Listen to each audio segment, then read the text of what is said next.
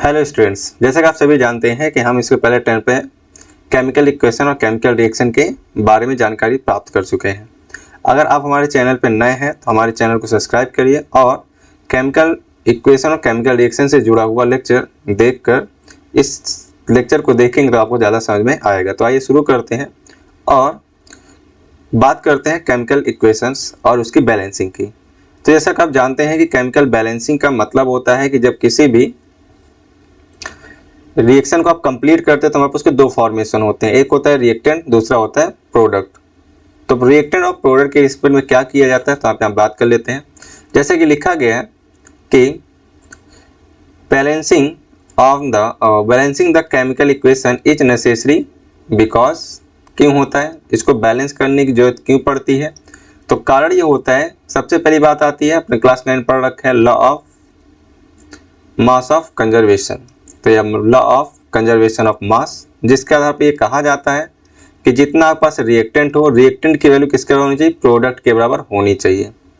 तो अगर रिएक्टेंट की वैल्यू प्रोडक्ट के बराबर है तो वो law of conservation of mass के इक्वल माना जाता है। तो ये इसका रूल का फॉलो करता है।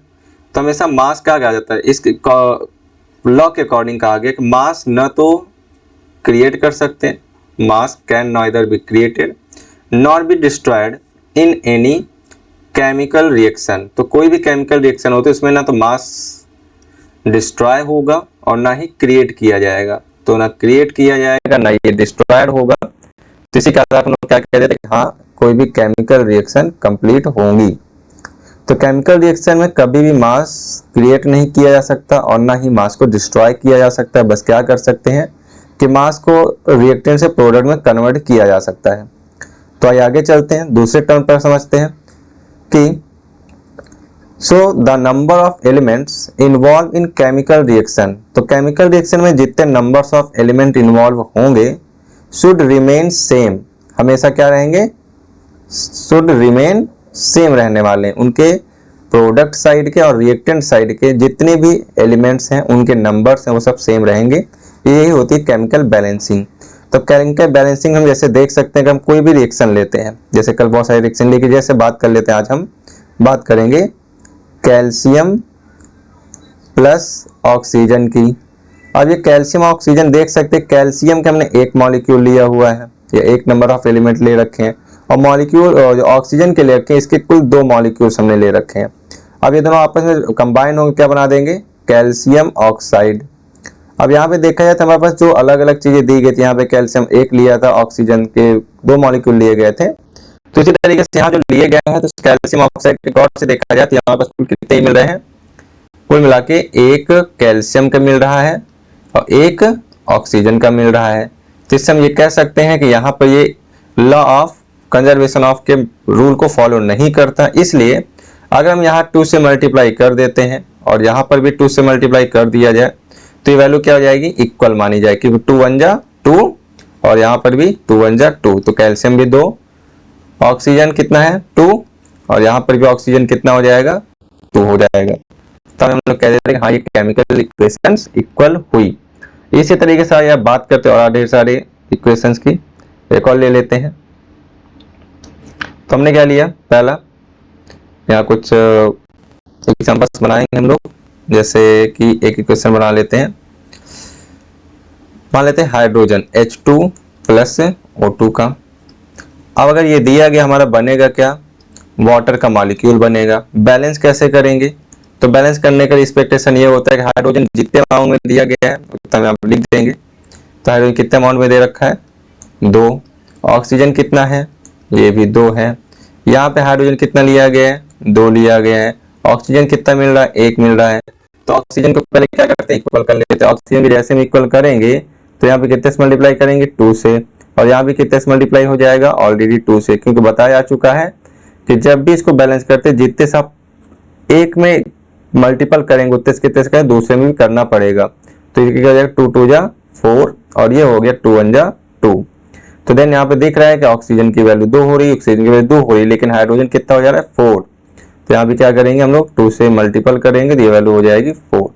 तो अप्रॉक्स आप देख सकते हैं हाइड्रोजन भी 4 हो गया, ऑक्सीजन 2, जितना आपके पास रिएक्टेंट था उतना क्या बन गया प्रोडक्ट, उतने मॉलिक्यूल से उतने एलिमेंट्स क्रिएट हो गया।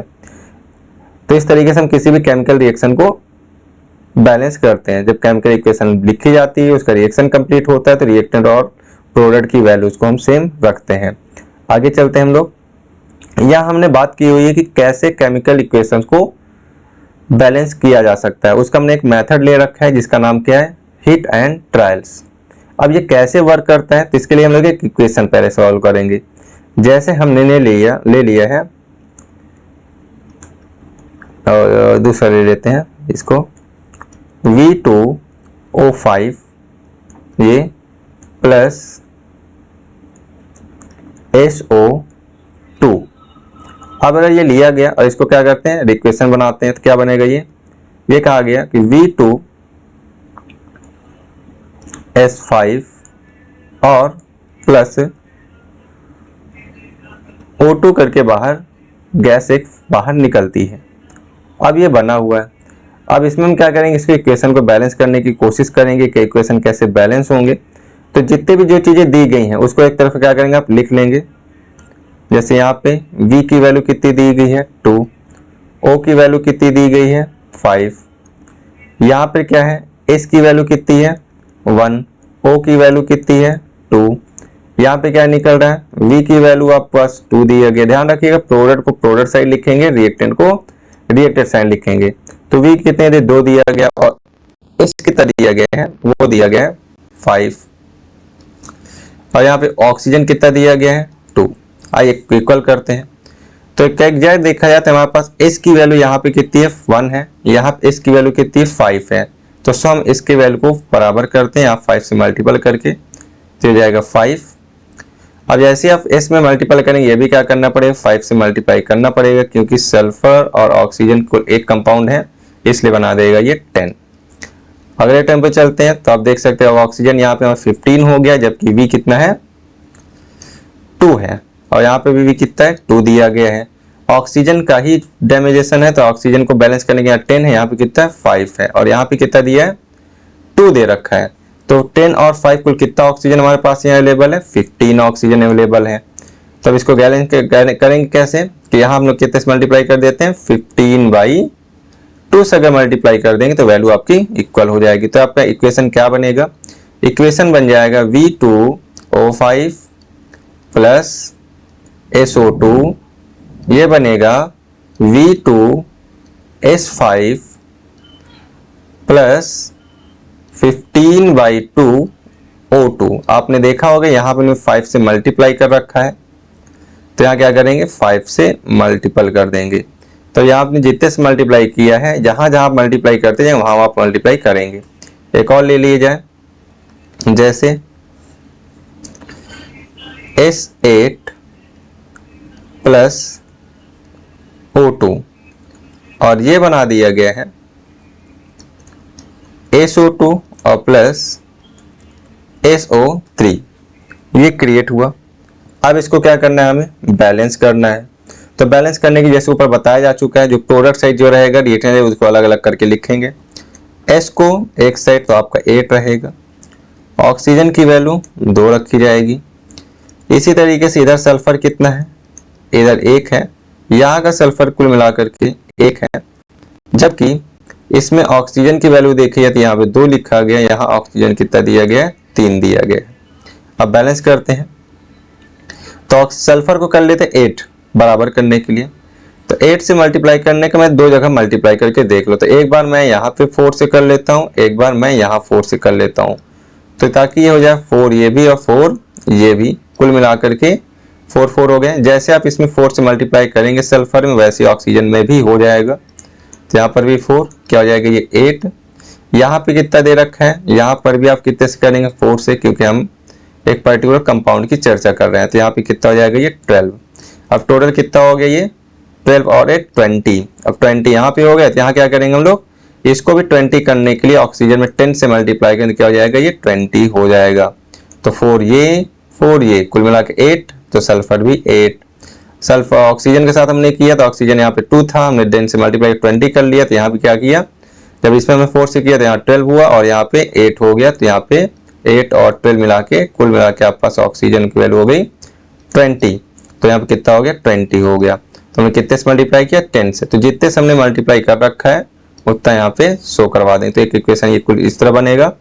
तो हम कह सकते हैं कि S8 प्लस 10O2 और देन ये बनेगा SO2 और प्लस SO3। कितने से मल्टीप्लाई किया यहाँ पे, 4 से, यहाँ पर भी 4 से। तो आपका ये हो गया बैलेंस्ड इक्वेशन। तो इस तरीके से आप बहुत सारी इक्वेशंस को बैलेंस कर सकते हैं। ये हिट और ट्रायल्स मेथड है जिसके आसानी से आप बहुत सिंपल तरीके से इक्वेशंस को सॉल्व कर सकते हैं। प्रैक्टिस पे मैंने दे रखी है कुछ, मैं यहाँ पे प्रैक्टिस के लिए आपको कुछ इक्वेशन दे रहा हूँ, आप इसको ट्राई करिएगा कि कैसे निकलेगा। जैसे AgCl प्लस NaNO3 का ट्वाइस, इसको आप रहने दीजिएगा, दूसरा लिखिएगा AgCl प्लस NaNO3 और इसे इक्वेशन बना देते हैं, सॉरी AgNO3 प्लस NaCl। दूसरा ले लेते हैं, पहला इक्वेशन। दूसरा इक्वेशन NaCl प्लस H2SO4, इससे करते हैं H2SO4 सॉरी Na2SO4 और प्लस HCl। ये देन आफ्टर आप इसका यूज कर सकते हैं। अगला KNO3 प्लस AgSO4, यहाँ पे हम लगाएंगे ट्वाइस। अब यहाँ पे क्या बनेगा,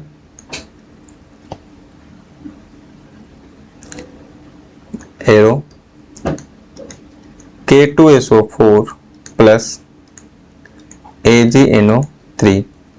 तो यहाँ पे हमें कुछ प्रैक्टिस के लिए आपको क्वेश्चंस दे रखे हैं। इन क्वेश्चंस को आप प्रैक्टिस करके हमारे कमेंट बॉक्स में इसके आंसर लिख सकते हैं और आप हमें करेक्ट आंसर बता सकते हैं।